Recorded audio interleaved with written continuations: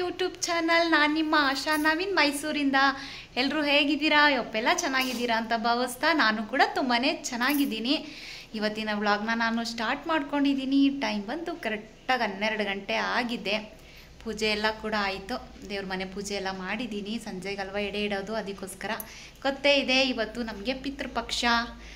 ಇದು ಪಿತೃಪಕ್ಷ ಹಬ್ಬದ ವ್ಲಾಗ್ ಆಗಿರುತ್ತೆ. ಇವತ್ತೆಲ್ಲ ಹೇಗೆಲ್ಲ ಇರ್ತೀವಿ, ಏನೆಲ್ಲ ಅಡುಗೆ ಮಾಡ್ತೀವಿ, ನಾವು ಹೇಗೆಲ್ಲ ಎಡೆ ಇಡ್ತೀನಿ ಅಂತ ನಾನು ನಿಮ್ಮ ಜೊತೆ ಶೇರ್ ಮಾಡ್ಕೋತೀನಿ. ಅದಕ್ಕಿಂತ ಮೊದಲು ನನ್ನ ಚಾನಲ್ನ ಯಾರಾದರೂ ಸಬ್ಸ್ಕ್ರೈಬ್ ಮಾಡ್ಕೊಳ್ಳದೆ ನೋಡ್ತಾ ಇದ್ದರೆ ಹೋಗಿ ಬೇಗ, ಪ್ಲೀಸ್ ಹೋಗಿ ಬೇಗ ಸಬ್ಸ್ಕ್ರೈಬ್ ಮಾಡಿಕೊಂಡು ನೋಡಿ. ಈ ವಿಡಿಯೋ ಇಷ್ಟ ಆಗಿದ್ರೆ ಒಂದು ಲೈಕ್ ಕೊಡಿ, ನಿಮ್ಮ ಫ್ಯಾಮಿಲಿ ಫ್ರೆಂಡ್ಗೂ ಕೂಡ ಶೇರ್ ಮಾಡಿ, ನನಗೆ ಸಪೋರ್ಟನ್ನು ನೀಡಿ. ಪಕ್ಕದಲ್ಲಿರೋ ಬೆಲ್ ಐಕನ್ನು ಕೂಡ ಕ್ಲಿಕ್ ಮಾಡಿ, ನಾನು ಬಿಡೋ ಹೊಸ ವಿಡಿಯೋ ನಿಮಗೆ ನೋಟಿಫಿಕೇಷನ್ ಆಗಿ ರೀಚ್ ಆಗುತ್ತೆ ಅಂತ ಹೇಳ್ತಾ, 1 ಸೆಕೆಂಡ್ ವೆಲ್ಕಮ್ ಬ್ಯಾಕ್ ಅಂತ ಹೇಳ್ತಾ ಇವತ್ತಿನ ವ್ಲಾಗ್ನ ನಾನು ಸ್ಟಾರ್ಟ್ ಮಾಡ್ಕೊಂಡಿದ್ದೀನಿ. ಹಾಗೆ ಹೇಗಿತ್ತು ಅಂತ ಕಮೆಂಟ್ ಮೂಲಕ ತಿಳಿಸೋದಂತೂ ಮರಿಬೇಡಿ. ಎಲ್ಲೂ ಸ್ಕಿಪ್ ಮಾಡಿದೆ, ಮಿಸ್ ಮಾಡಿದೆ, ಪೂರ್ತಿ ವಿಡಿಯೋನ ನೋಡಿ. ಹಾಗೆ ನೋಡಿದ್ರೆ ಪ್ರತಿಯೊಬ್ಬರು ಕೂಡ ಪ್ಲೀಸ್ ಒಂದು ಲೈಕ್ನ ಕೊಡಿ. ನಾನು ನಿನ್ನೆ ಏನೂ ಕೂಡ ಕೆಲಸ ಮಾಡಲಿಲ್ಲ, ಎಲ್ಲ ಹಂಗಂಗೆ ಬಿಟ್ಬಿಟ್ಟು ಮಲಗ್ಬಿಟ್ಟೆ. ಅಷ್ಟು ಸಾಕಾದಂಗೆ ಆಗೋಯ್ತು, ಬೆನ್ನೆಲ್ಲ ಫುಲ್ ನೋವು ಬಂದ್ಬಿಡ್ತು. ಅದಕ್ಕೋಸ್ಕರ ಬೆಳಗ್ಗೆ ಎದ್ದು ಎಲ್ಲ ಫುಲ್ಲೆಲ್ಲ ಕ್ಲೀನ್ ಮಾಡಿ, ಯಾಕೆ ಅಂತ ಹೇಳಿದ್ರೆ ತಿಂಡಿ ಎಲ್ಲ ಮಾಡಿರ್ತೀವಲ್ವಾ, ಅದಕ್ಕೋಸ್ಕರ ಸ್ವಲ್ಪ ಎಣ್ಣೆ ಎಲ್ಲ ಆರಿ ಜಡ್ಡೆಲ್ಲ ಆಗಿರ್ತದೆ. ಅದಕ್ಕೋಸ್ಕರ ಹಾಲೆಲ್ಲನೂ ಸ್ವಲ್ಪ ಸರ್ಫ್ ಹಾಕಿ ಎಲ್ಲ ಉಜ್ಜಿ ಎಲ್ಲ ನೀಟಾಗಿ ಒರೆಸ್ದೆ. ತೊಳೆಯೋಕ್ಕಾಗಲ್ವಲ್ಲ, ಎಲ್ಲ ನೀಟಾಗಿ ಒರೆಸ್ದೆ. ಎಲ್ಲ ಕೂಡ ರೆಡಿ ಮಾಡ್ಕೋತಾ ಇದ್ದೀನಿ ಅಡುಗೆಗೆ. ಇಲ್ಲಿ ನೋಡಿ ಬಂದು ಹೊಡೆಗೆ ಕಾಳು ನೆನೆ ಹಾಕಿದ್ದೀನಿ.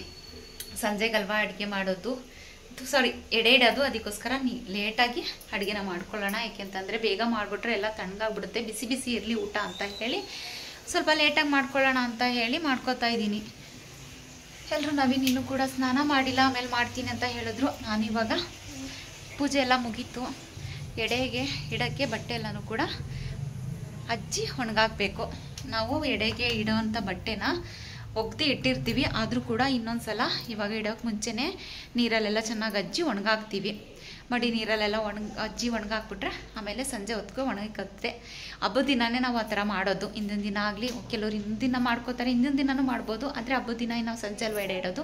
ಅದಕ್ಕೋಸ್ಕರ ಸಂಜೆವರೆಗೂ ಕೂಡ ಒಣಗಿಬಿಡುತ್ತೆ, ಬಿಸಿಲಿದೆಯಲ್ವ ಅಂತ. ಈಗ ಅದನ್ನು ಅಜ್ಜಿ ಒಣಗಾಕ್ಬಿಟ್ಟು ಬಂದು ಕೆಲಸ ಎಲ್ಲ ಮಾಡ್ಕೋಬೇಕು. ಫಸ್ಟು ತರಕಾರಿ ಎಲ್ಲನೂ ಕುಯ್ದಿಟ್ಕೊಳ್ಳೋಣ. ನವೀನ್ ರಾತ್ರಿನೇ ಎಲ್ಲನೂ ಕೂಡ ಸೊಪ್ಪೆಲ್ಲ ತಗೊಬಂದಿದ್ರು, ಎಲ್ಲ ಕೂಡ ಬಿಡಿಸಿ ಎಲ್ಲ ಇಟ್ಕೊಂಡಿದ್ದೀನಿ. ಇವಾಗ ಅದನ್ನು ಒಣಗಾಕ್ಬಿಟ್ಟು ಬರ್ತೀನಿ. ವೇಟ್ ಮಾಡ್ತಾ ಇರಿ, ಹೀಗೆ ವಿಡಿಯೋ ಕಂಟಿನ್ಯೂ ಮಾಡ್ತೀನಿ.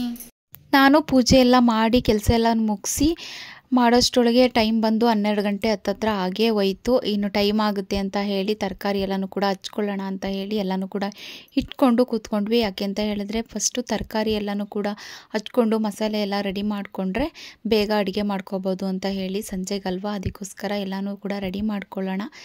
ಇನ್ನು ಸಂಜೆ ಹೊತ್ತಿಗೆ ನಾವು ಇವಾಗಲೇ ಮಾಡಿಟ್ಬಿಟ್ರೆ ಇನ್ನು ತಣ್ಣಗಾಗ್ಬಿಡುತ್ತೆ, ಊಟ ಮಾಡೋಕ್ಕಾಗಲ್ಲ. ಸಂಜೆಗೆ ಒಟ್ಟಿಗೆ ಮಾಡಿಕೊಂಡು ಬಿಸಿ ಬಿಸಿಯಾಗಿರುತ್ತೆ, ಊಟ ಎಲ್ಲ ಮಾಡ್ಬೋದು ಅಂತ ಹೇಳಿ ಆ ಥರ ಮಾಡ್ಕೊಂಡ್ವಿ. ನಾನು ನವೀನ್ ಇಬ್ಬರು ಕೂಡ ಉಪವಾಸ ಇದ್ವಿ, ಮತ್ತು ನಮ್ಮ ಉಮೇಶಣ್ಣ ಮತ್ತು ನಮ್ಮ ಮಾವ, ಇಷ್ಟು ನಾವು 4 ಜನನೂ ಕೂಡ ಉಪವಾಸ ಇದ್ದು ಸಂಜೆ ಎಡೆ ಇಕ್ಕಿದ್ಮೇಲೆ ನಾವು ಊಟ ಮಾಡೋದು ಅಂತ ಹೇಳಿ ಅಂದ್ಕೊಂಡು ಆ ಥರ ಉಪವಾಸ ಇದ್ವಿ. ಮಕ್ಕಳು ಕೂಡ, ನಾನು ನನ್ನ ಮಗಳು ಇಬ್ಬರು ಕೂಡ ತರಕಾರಿ ಎಲ್ಲ ಹಚ್ಕೋತಾ ಇದ್ವಿ.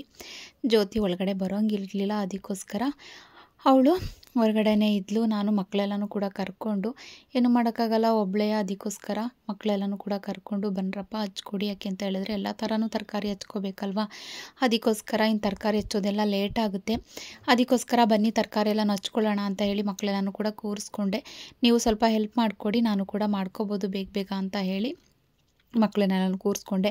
ಈ ನಮ್ಮ ಕೂಡ ಬಂದಿರಲಿಲ್ಲ. ಯಾಕೆ ಅಂತ ಹೇಳಿದ್ರೆ ನಮ್ಮ 2ನೇ ಅಕ್ಕ ಇದ್ದಾರಲ್ಲ, ಅವರ ಅತ್ತೆಯ ಅಮ್ಮ ತೀರೋಗಿದ್ರು. ಅದಕ್ಕೋಸ್ಕರ ಸಾವಿಗೆ ಅಂತಲೇ ಅಮ್ಮ ಅಕ್ಕವ್ರೂರಿಗೆ ಹೋದರು. ನಾವು ಕೂಡ ಹೋಗಬೇಕಾಗಿತ್ತು, ಆದರೆ ಪಿತೃಪಕ್ಷ ಮಾಡಿ ಎಡೆ ಇರೋರು ಸಾವಿಗೆ ಹೋಗಬಾರ್ದು ಅಂತ ಹೇಳಿದ್ರು. ಹಾಗಾಗಿ ನಾನು ನವೀನ್ ಇಬ್ಬರು ಕೂಡ ಹೋಗಲಿಲ್ಲ.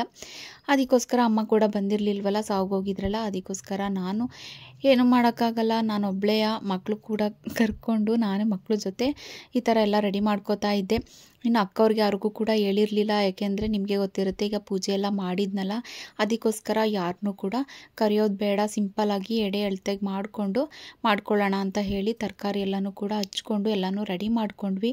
ಇನ್ನು ನಾನು ಸೋನುಗೆ ಹೇಳಿದೆ, ನನಗೆ ವಡೆಕಾಳೆಲ್ಲನೂ ನೀಟಾಗಿ ತೊಳೆದು ಕೊಟ್ಬಿಡ್ತೀನಿ, ನಾನು ಅಡುಗೆ ಮಾಡೋಕ್ಕೆ ನಿಂತ್ಕೋತೀನಿ, ನೀನು ಗ್ರೈಂಡರಲ್ಲಿ ವಡೆ ಹಿಟ್ಟೆಲ್ಲನೂ ಆಡಿಸ್ಕೊಡವ ಅಂತ ಹೇಳಿದೆ. ಸರಿ ಆಯಿತು ಮಮ್ಮಿ, ನೀವು ಹಾಗೆ ಮಾಡಿ ಅಂತ ಹೇಳಿದ್ಲು. ಸರಿ ಆಯಿತು ಅಂತ ಹೇಳಿ ನಾನು ನೀಟಾಗಿ ವಡೆಕಾಳೆಲ್ಲನೂ ತೊಳ್ಕೊಂಡು ತೊಳ್ಕೊಟ್ಬಿಟ್ಟೆ ಅವಳಿಗೆ. ಏಕೆಂದರೆ ಅದನ್ನೆಲ್ಲ ಮಾಡಿಕೊಟ್ಬಿಟ್ರೆ ಅಡುಗೆ ಮಾಡೋಕ್ಕೆ ನಿಂತ್ಕೊಂಡ್ರೆ ಇನ್ನು ಮತ್ತೆ ಆ ಕಡೆ ಈ ಕಡೆ ಹೋಗೋಕ್ಕಾಗಲ್ಲ. ಅದಕ್ಕೋಸ್ಕರ ಫಸ್ಟು ಒಡೆಕಾಳೆಲ್ಲ ತೊಳ್ಕೊಟ್ಬಿಡೋಣ. ಅದು ನೀರು ಚೆನ್ನಾಗೆಲ್ಲ ಸೋರಿದ ಮೇಲೆ ಆಡ್ಸೋಕ್ಕೂ ಕೂಡ ಚೆನ್ನಾಗಿರುತ್ತೆ. ಇನ್ನು ಅಡುಗೆ ಒಲೆ ಹಚ್ಕೊಬಿಟ್ರೆ ಆ ಕಡೆ ಈ ಕಡೆ ಎಲ್ಲೂ ಹೋಗೋಕ್ಕಾಗಲ್ಲ ಅಂತ ಹೇಳಿ ನಾನು ಆ ಥರ ಮಾಡಿದೆ. ಇನ್ನು ಮಸಾಲೆಗೂ ಕೂಡ ಎಲ್ಲನೂ ಪ್ರತಿಯೊಂದು ಕೂಡ ಏನೇನು ಐಟಮ್ಸ್ ಮಾಡ್ತೀವಿ ಅದನ್ನೆಲ್ಲ ಕೂಡ ಮಸಾಲೆನೂ ಕೂಡ ಎಲ್ಲನೂ ನೀಟಾಗಿ ರೆಡಿ ಮಾಡಿ ಇಟ್ಕೊಂಡು ಡೈನಿಂಗ್ ಟೇಬಲ್ ಮೇಲೆ ನಾನು ಇಟ್ಕೊಂಡೆ. ಯಾಕೆ ಅಂತ ಹೇಳಿದ್ರೆ ಹಾಲಲ್ಲಲ್ವ ಅಡುಗೆ ಮಾಡೋದು, ನನಗೆ ಹೆಲ್ಪ್ ಆಗಲಿ, ಅಲ್ಲಲ್ಲೇ ಕೈಗೆ ಸಿಕ್ಕಿದ್ರೆ ಚೆನ್ನಾಗಿರುತ್ತೆ. ಇಲ್ಲ ಅಂತಂದರೆ ಹಿಂಸೆ ಆಗುತ್ತೆ, ಒಬ್ಬಳೇ ಅಲ್ವಾ ಆ ಕಡೆ ಈ ಕಡೆ ಎಲ್ಲ ಓಡಾಡೋಕ್ಕಾಗಲ್ಲ ಅಂತ ಹೇಳಿ ಫಸ್ಟು ನಾನು ಬೇಳೆ ಎಲ್ಲನೂ ಕೂಗೋಕ್ಕೆ ಇಟ್ಟಿದ್ದೆ. ಬೇಳೆ ಸಾಂಬಾರು ಮಾಡಿ ಇಟ್ಬಿಟ್ಟು ಆಮೇಲೆ ಬಾಕಿದು ಮಾಡೋಣ ಅಂತ ಟೈಮ್ ನೋಡ್ತಿದ್ದಂಗೆ 4 ಗಂಟೆ ಆಗೇ ಹೋಯ್ತು. ನಿಜ ನನಗೆ ಯಪ್ಪ ಇಷ್ಟು ಬೇಗ ಟೈಮ್ ಆಗೋಯ್ತಲ್ಲ ಅಂತ ಅಂದ್ಕೊಂಡೆ. ಇನ್ನು ನಮ್ಮ ಮಕ್ಕಳು ಎಲ್ಲ ಹೆಂಗೆ ಕಚ್ಚಾಡ್ತಾಯಿದ್ರು, ಇಬ್ಬರು ಕೂಡ ಕಚ್ಚಾಡ್ತಾಯಿದ್ರು. ನನ್ನ ದೊಡ್ಡ ಮಗ ಅಷ್ಟು ಹೋಗಲ್ಲ, ಅವನು ನಮ್ಮ ದೊಡ್ಡವನು. ಇವರಿಬ್ಬರು ಅಂತೂ ನೀವು ನೋಡೋದಿರಲ್ಲ, ನಮ್ಮ ಉಮೇಶಣ್ಣನ ಮಗ ಮತ್ತು ನನ್ನ ಮಗ ಚಿಕ್ಕೋನು ಇಬ್ಬರು ಕಚ್ಚಾಡೋಯ್ತಾಯಿದ್ರು. ಇನ್ನು ಸೋನು ಕೂಡ ಒಡೆಕಾಳು ಆಡಿಸ್ಕೊಳ್ಳೋಕ್ಕೆ ಎಲ್ಲನೂ ಗ್ರೈಂಡರೆಲ್ಲ ರೆಡಿ ಮಾಡ್ಕೋತಾ ಇದ್ಲು.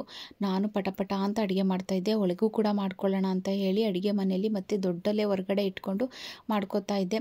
ಅಮ್ಮನೂ ಕೂಡ ಫೋನ್ ಮಾಡಿದ್ರು, ಡಫನೆಲ್ಲ ಮುಗಿಸ್ಕೊಂಡು ಮನೆಗೆ ಬಂದಿದ್ದೀನಿ ತಾಯಿ, ಸ್ನಾನ ಮಾಡಿಕೊಂಡು ಬರ್ತೀನಿ ಅಂತ. ಸರಿ ಆಯಿತು, ನಿಧಾನಕ್ಕೆ ಬಾ, ಏನಿಲ್ಲ ನಾನು ಮಾಡ್ತಾಯಿದ್ದೀನಿ, ಏನು ಟೆನ್ಷನ್ ತೊಗೋಬೇಡ ಅಂತ ಹೇಳಿದೆ. ಒಬ್ಬಳೇ ಆದರೂ ಕೂಡ ನೆಮ್ಮದಿಯಿಂದ ನಿರಾಳವಾಗಿ ಮಾಡ್ಬೋದು. ಜನ ಜಾಸ್ತಿ ಇದ್ದಷ್ಟು ಮಾಡೋಕ್ಕೆ ಆಗಲ್ಲ ಅಡುಗೆನ, ಹಾಗಾಗಿ ನಾನು ಒಬ್ಬಳೇ ಮಾಡ್ತಾಯಿದ್ದೆ. ಆದರೆ ಸ್ವಲ್ಪ ಹಿಂಸೆ ಆಗುತ್ತೆ ಒಬ್ಬೊಬ್ಬರೇ ಮಾಡೋದು, ಎಲ್ಲನೂ ನಾವೇ ಮಾಡಬೇಕಲ್ವ, ಅದಕ್ಕೋಸ್ಕರ. ಆದರೂ ಏನು ಮಾಡೋಕ್ಕಾಗಲ್ಲ, ಹಿಂಸೆ ಆದರೂ ಪರವಾಗಿಲ್ಲ ಮಾಡ್ಕೊಳ್ಳೋಣ ಅಂತ ಹೇಳಿ ಮಾಡ್ಕೋತಾ ಇದ್ದೆ. ಅವಳಿಗೆ ಒಡೆಕಾಳೆಲ್ಲ ತೊಳ್ಕೊಟ್ಬಿಟ್ಟು ಅವಳಿಗೆ ಅಲ್ಲಿ ಇಟ್ಕೊಟ್ಟೆ. ಎಲ್ಲನೂ ಕೂಡ ರುಬ್ಕೊಳ್ಳೋವ ನೀಟಾಗಿ ಅಂತ ಹೇಳಿ ಎಲ್ಲ ಇಟ್ಕೊಟ್ಟೆ. ಸಾಂಬಾರೆಲ್ಲ ಆಯಿತು. ಇವಾಗ ಬಾತ್ಗೆ ಒಗ್ಗರಣೆಗೆ ಹಾಕೋಣ ಅಂತ ಹೇಳಿ ಬಾತ್ಗೆ ಒಗ್ಗರಣೆಗೆ ಹಾಕ್ತಾಯಿದ್ದೆ. ಅಷ್ಟೊಳಗೆ ಅಮ್ಮನೂ ಕೂಡ ಬಂದರು, ನನ್ನ ತಮ್ಮನ ಹೆಂಡ್ತಿನೂ ಕೂಡ ಬಂದಳು. ಇನ್ನು ಪುಟ್ಟು ಬಂತು, ನನ್ನ ಬಂಗಾರಿ, ನನ್ನ ಕಂದಮ್ಮನೂ ಕೂಡ ಬಂದು ಆಟ ಆಡ್ತಾಯಿತ್ತು. ನಾನು ಅಡುಗೆ ಮಾಡ್ತಾಯಿದ್ರೆ ಅದು ಅಲ್ಲಿಗೆ ಬರ್ತಾಯಿತ್ತು. ಹೆಂಗೆ ಆಟ ಆಡ್ತಾಯಿದ್ದ ಅಂತ ಹೇಳಿದ್ರೆ ಎಷ್ಟು ತಡೆದ್ರೂ ಕೂಡ ಬರ್ತಾ ಇರಲಿಲ್ಲ. ಅಲ್ಲಿಗೆ ಬಂದು ಎಲ್ಲ ಮುಖ ಎಲ್ಲ ಮುಚ್ಕೊಂಡು ಹೆಂಗೆ ಆಟ ಆಡ್ತಿದ್ದು ಅಂದರೆ ಸ್ಟವ್ ಹತ್ರ ಬರೋದು, ಗ್ಯಾಸ್ ಹತ್ರ ಬರೋದು, ಈ ಥರ ಎಲ್ಲ ಮಾಡ್ತಾಯಿದ್ದ. ಅವ್ನು ನಡೆಯೋಕ್ಕೆ ಒಬ್ಬರು ಬೇಕಾಗಿತ್ತು, ಅದಕ್ಕೋಸ್ಕರ ಅವಳು ಕೂಡ ಬೇಗ ಬಂದಿರಲಿಲ್ಲ. ಅಕ್ಕ ನಾನು ಬೇಗ ಬಂದರೆ ಅವನು ನನಗೆ ಏನು ಕೆಲಸ ಮಾಡಿಸ್ಕೊಡಲ್ಲ, ನೀವಾದರೂ ಮಾಡ್ಕೋಬೋದು, ಅವನಿದ್ರೆ ಹಿಂಸೆ ಆಗುತ್ತೆ ಅಂತ ಹೇಳಿ ಅವಳು ಕೂಡ ಬೇಗ ಬಂದಿರಲಿಲ್ಲ. ಅಮ್ಮವರೆಲ್ಲ ಬಂದ ಮೇಲೆ ಕೂಡ ಅಮ್ಮನ ಜೊತೆ ಅವಳು ಕೂಡ ಬಂದಿದ್ದು. ಇನ್ನು ನವೀನ್ ಕೂಡ ಸ್ನಾನ ಎಲ್ಲ ಮುಗಿಸಿ ನನಗೇನೇನು ಬೇಕು ಪೂಜೆಗೆ ಎಲ್ಲ ಕೂಡ ತಂದು ಕೊಟ್ಬಿಟ್ಟು ಸ್ನಾನ ಎಲ್ಲ ಮುಗಿಸಿ ಕೂತಿದ್ರು ಅವರು ಆರಾಮಾಗಿ. ನಾನು ಅಡುಗೆ ಮಾಡ್ಕೋತಾ ಇದ್ದೆ. ಇಷ್ಟು ವರ್ಷ ಎಲ್ಲ ಅಕ್ಕವರೆಲ್ಲರೂ ಕೂಡ ಕರೆದಿದ್ದೆ, ಮಕ್ಕಳೂ ಸುಧಾ ನಾನು ಕರೆದಿರಲಿಲ್ಲ. ಯಾಕೆ ಅಂತ ಹೇಳಿದ್ರೆ ನನಗೆ ನಿಜ ಅಷ್ಟೊಂದು ಎನರ್ಜಿ ಇರಲಿಲ್ಲ. ಯಾಕೆಂದರೆ ನನಗಂತೂ ಫಂಕ್ಷನ್ ಅಂತ ಮಾಡಿ ಹಿಡ್ದಂಗೆ ತಿಂಗಳಿಗೂ ಫಂಕ್ಷನ್ ಮಾಡಿ ಸಾಕಾಗೋಗಿತ್ತು. ಅದಕ್ಕೋಸ್ಕರ ನಾನು ಮಕ್ಕಳನ್ನು ಕೂಡ ಕರೆದಿರಲಿಲ್ಲ, ಹೆಣ್ಮಕ್ಳನ್ನ. ಬೇಡ ನಾವೇ ಮಾಡ್ಕೊಳ್ಳೋಣ ಅಂತ ಹೇಳಿ ಸಿಂಪಲಾಗಿ ಎಡೆಗಲ್ವ, ಅದಕ್ಕೋಸ್ಕರ ಮಾಡ್ಕೊಳ್ಳೋಣ ಅಂತ ಹೇಳಿ ನಾವೇ ಮಾಡ್ಕೋತಾ ಇದ್ವಿ. ಇನ್ನು ನಾನು ಇಲ್ಲಿ ಹೊರಗಡೆ ಬಾತು ಸಾಂಬಾರೆಲ್ಲ ಮಾಡಿಕೊಂಡೆ. ಇನ್ನು ಒಳಗಡೆ ಇನ್ನು ಟೈಮ್ ಆಗೋಗಿದೆ, ಆವಾಗಲೇ 4:15 ಹತ್ತತ್ರ ಆಗೇ ಹೋಯ್ತು ನಾನು ಸಾಂಬಾರೆಲ್ಲ ಮಾಡೋಷ್ಟರೊಳಗೆ. ಅದಕ್ಕೋಸ್ಕರ ಒಳಗಡೆ ಪಲ್ಯ ಮತ್ತು ಪಾಯಸ, ಅನ್ನ, ವೈಟ್ ರೈಸ್ ಆ ಥರ ಮಾಡಿಕೊಂಡೆ. ಹೊರಗಡೆ ಬಾತು, ಸಾಂಬಾರು ಮತ್ತು ವಡೆ ಮಾಡ್ತಾಯಿದ್ದೆ. ಇನ್ನು ವಡೆಗೆಲ್ಲನೂ ಕೂಡ ನಾನೇ ಇಟ್ಕೊಂಡು ರೆಡಿ ಮಾಡಿಕೊಂಡೆ. ಟೈಮ್ ಆಗೋಯ್ತು. ಅಮ್ಮ ಅಂದರು 5 ಗಂಟೆ ಆಗೋಯ್ತು ತಾಯಿ ಅಂತ. ಸರಿ ನೀನು ಕೂತ್ಕೊಂಡು ಎಡೆಗೆ ಏನೇನು ಬೇಕು ಎಲ್ಲ ಹಣ್ಣೆಲ್ಲನೂ ಕೂಡ ಕಟ್ ಮಾಡಿ ಇಟ್ಕೋ, ನಾನು ಆಮೇಲಿಂದ ವಡೆ ಎಲ್ಲ ಬೇಯಿಸಾದ್ಮೇಲೆ ನಾನು ಕೂಡ ರೆಡಿ ಆಯ್ತೀನಿ ಅಂತ ಹೇಳಿದೆ. ಅಮ್ಮ ಎಲ್ಲನೂ ಕೂಡ ರೆಡಿ ಮಾಡ್ಕೋತಾ ಇದ್ರು.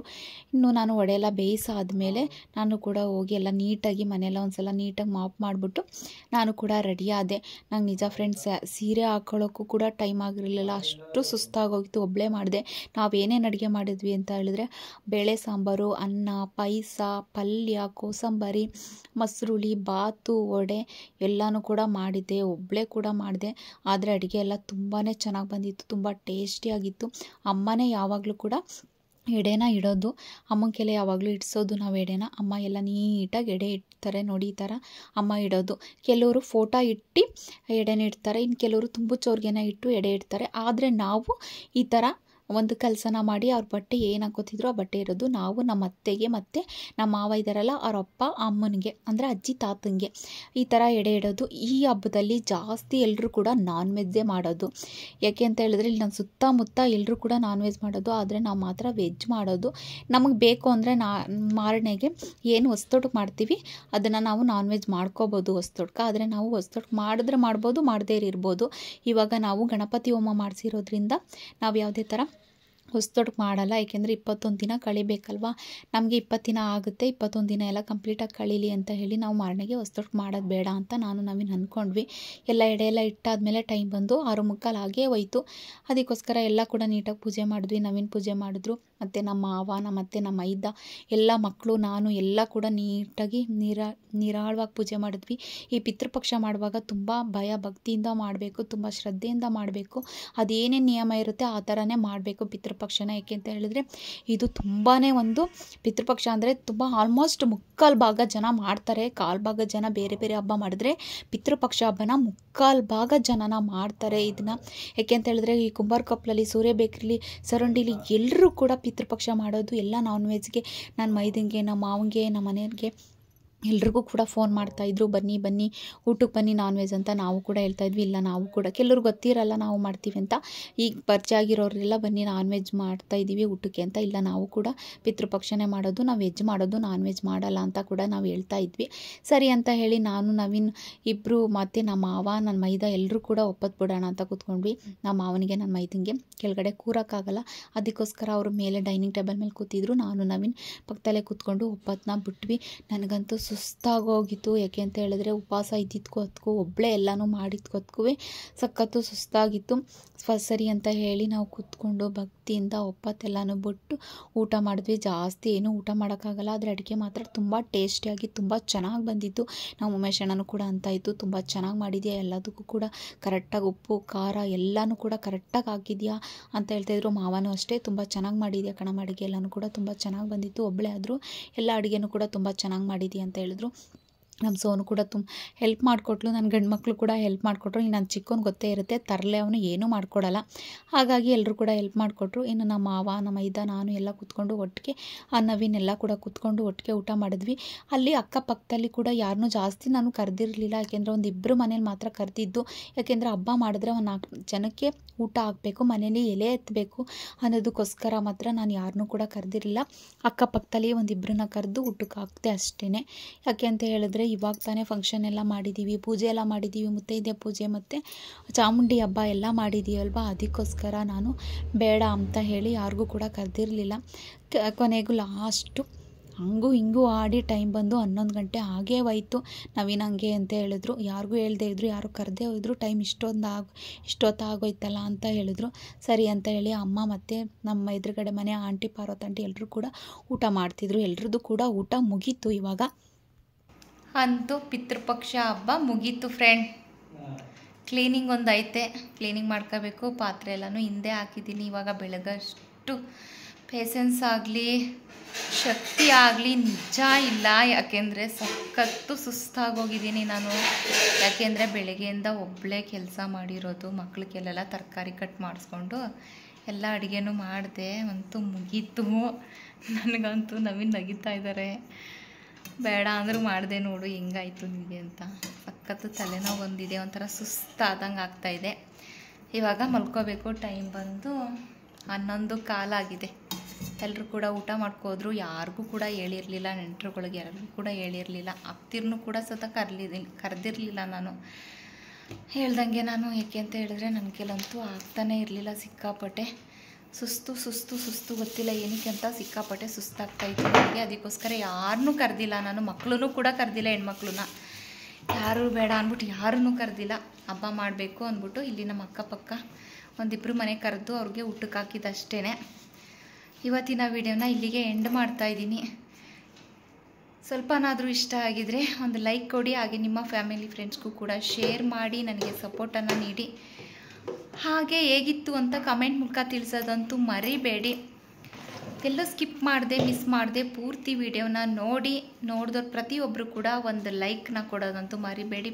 ಪ್ಲೀಸ್ ನನ್ನ ಚಾನಲ್ನ ಸಬ್ಸ್ಕ್ರೈಬ್ ಮಾಡಿಕೊಂಡು ನೋಡಿ.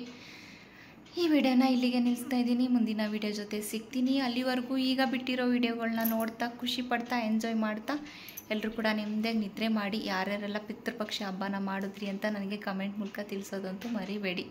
ನಾವು ಈ ಥರ ಮಾಡಿದ್ವಿ ಈ ಸಲ ಸಿಂಪಲ್ಲಾಗಿ. ಹೋದ ಸಲ ಅಕ್ಕವ್ರೆಲ್ಲರನ್ನೂ ಕರೆದು ಮಾಡಿದ್ವಿ. ನಾನ್ ವೆಜ್ ಅಂತೂ ಮಾಡಲ್ಲ, ಹೇಳ್ತಾ ಇದ್ದೀನಿ. ಮುಂದಿನ ವ್ಲಾಗ್ ಜೊತೆ ಸಿಗ್ತೀನಿ. ಅಲ್ಲಿವರೆಗೂ ಎಲ್ರಿಗೂ ಕೂಡ take care, bye, love you all.